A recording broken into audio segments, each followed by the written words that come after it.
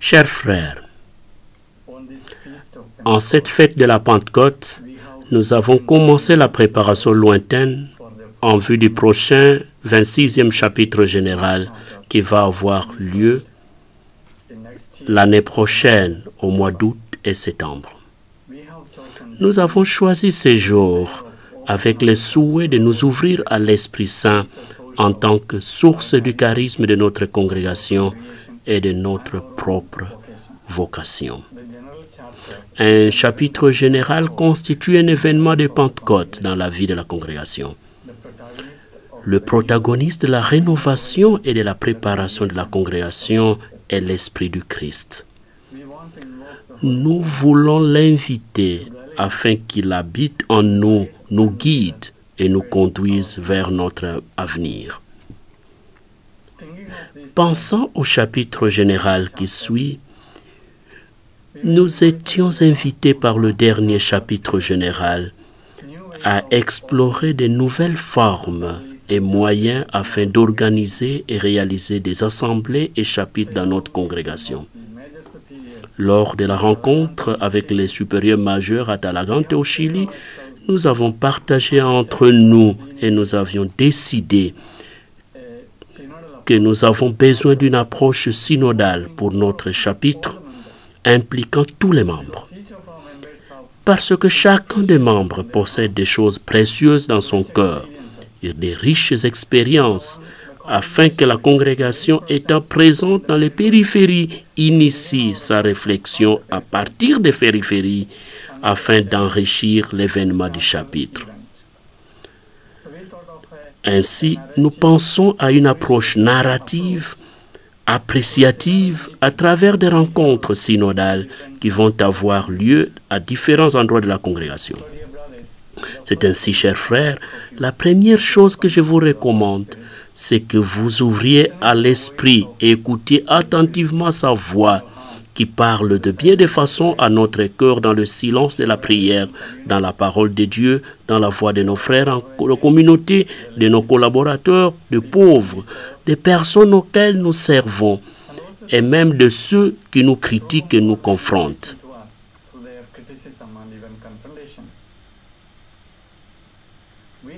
Nous avons un beau charisme et celui-ci se trouve au-delà de nous. Si nous le réduisons à notre mesure, nous allons apprivoiser notre charisme et nous l'embouteillerons de cette manière que nous puissions le manier. Ceci serait le réduire à la hauteur à laquelle nous sommes invités à travers notre charisme pour rêver avec Jésus et avec l'Église des faveurs de ce que Dieu a réservé à l'humanité. Donc, avec nos petites mesures, nous ne couperons pas la force de notre charisme, mais plutôt nous nous ouvrons à sa hauteur, nous ouvrons intérieurement aux surprises de l'Esprit Saint. Je me souviens d'un petit événement alors que j'étais formateur de novices. 2 de nos novices trouvèrent 2 petits perroquets dans la nature. Possiblement, le nid est tombé et ils furent abandonnés. Ils demandèrent la permission pour en prendre soin. J'ai accepté qu'ils en prennent soin afin que lorsqu'ils grandiraient et se trouveraient prêts, on puisse les laisser s'envoler. Après 2 semaines, un novice vint me raconter qu'il ne pouvait pas prendre soin du perroquet aussi longtemps qu'il volait.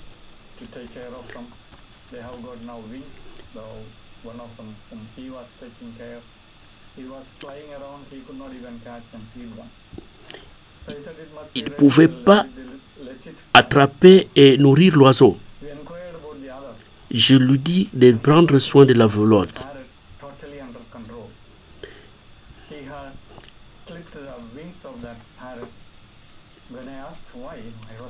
Je lui ai demandé pourquoi il avait fait ça et j'étais très choqué. Il me dit qu'il était en train de voler et qu'il ne pouvait pas le contrôler. C'est ainsi qu'il l'attrapa et lui coupa les ailes. Et alors il pouvait le manier. Et le perroquet seulement, il sautait. Si nous mesurons le charisme avec nos propres normes, nous pourrions être en train de recouper sa possibilité en ne voyant pas l'horizon de notre charisme. Je nous invite à rêver avec Jésus et à participer à un avenir qui est en train d'attendre à naître.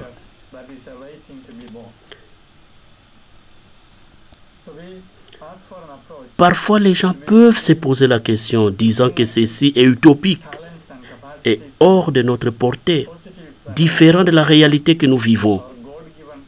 Pensons à une communauté.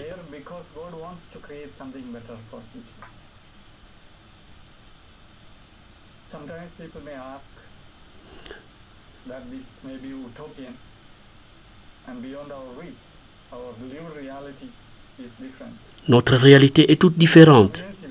Pensons à une communauté où existent des tensions et conflits, érodant notre vitalité apostolique. Quelqu'un peut se sentir découragé et croire que ceci, c'est ce que nous voyons dans la vie religieuse. Tout comme certaines personnes définissent l'Église à travers les scandales de certains clercs. Mais ceci n'est pas pour de notre congrégation, ne peut pas être mesuré à partir de nos échecs humains. Ça doit être la mesure à cause des possibilités, dons et talents que Dieu a donnés et avec lesquels il est possible de créer une communauté meilleure. Car ainsi que de nos souffrances et luttes ne se trouvent hors place. Elles font partie de cela précisément comme une possibilité d'aller plus loin.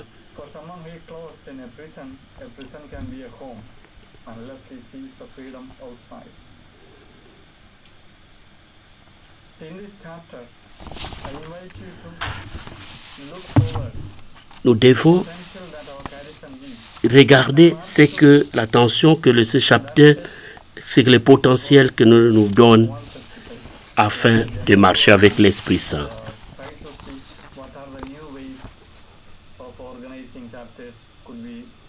Comment nous pouvons organiser de nouveaux chapitres par rapport aux experts des instituts de nos vies consacrées afin d'étudier le pour et le contre des pratiques existantes et offrir un rapport avec leurs suggestions.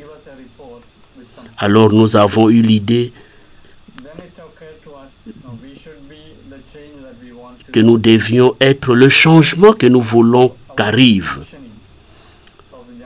Donc nous avons regardé notre propre fonctionnement en tant que gouvernement général. Et nous avons assumé une approche synodale. Nous avons exploré ensemble les pratiques meilleures chez d'autres congrégations et nous avons invité l'un ou l'autre supérieur général pour nous parler de son expérience et les sceller dans notre propre milieu. Certains d'entre nous ont participé à des ateliers qui préparaient les gens à de nouvelles manières d'organiser les réunions. Nous l'avons essayé dans nos assemblées continentales.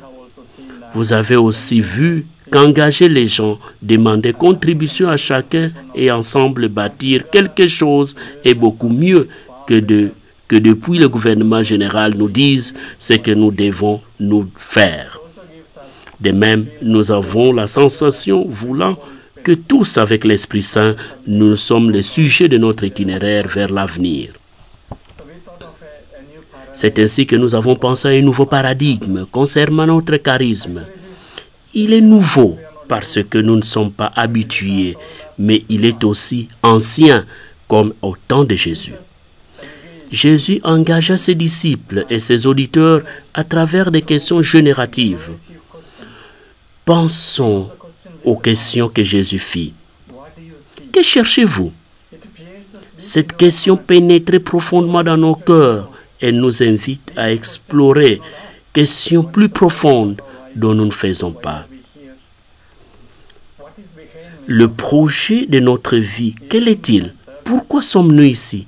Le tout se trouve derrière d'un grand nombre de souhaits de recherche. Jésus invite ses disciples à prendre parti et aller plus loin de ce que disaient les autres afin de s'engager avec lui.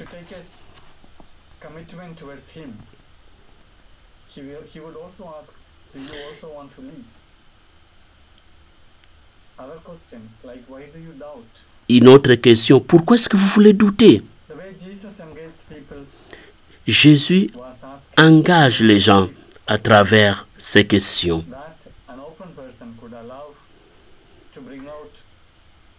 Une autre personne peut se permettre à une autre personne ouverte de sortir quelque chose de beau de son trésor intérieur. À travers la méthode appréciative et narrative, nous pensons impliquer nos frères en réunion synodale à différents niveaux, communautés, zones, niveau provincial et niveau du continent ou conférence.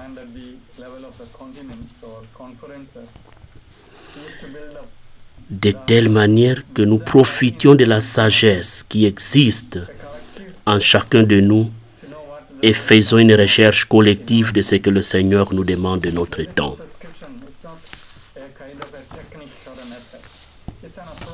C'est une approche, une technique, non pas une méthode. C'est plutôt une approche, une façon de suivre Jésus et de faire du chemin en marchant.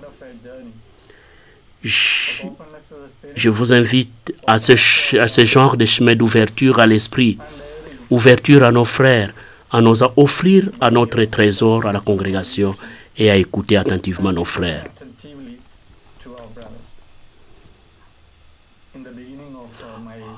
Au début de ma lettre d'annonce, j'ai posé une question.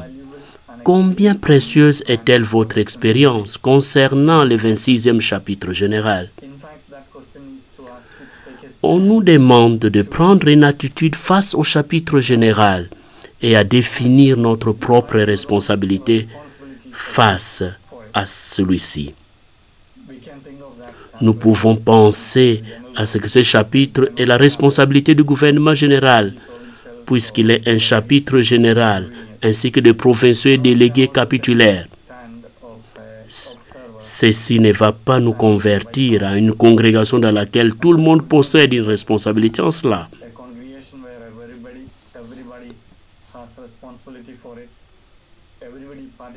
Tous participent avec leurs richesses et ressources. Nous avons besoin d'une participation active parce que un assume la responsabilité de la congrégation.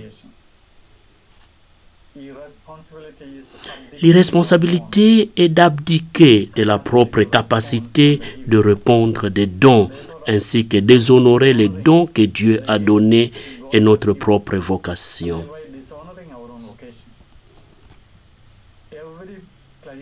Chaque missionnaire clarté compte. Tout ce que Dieu lui a donné compte. C'est le tous ensemble, ce qui nous fait une petite et belle et missionnaire congrégation dans l'Église.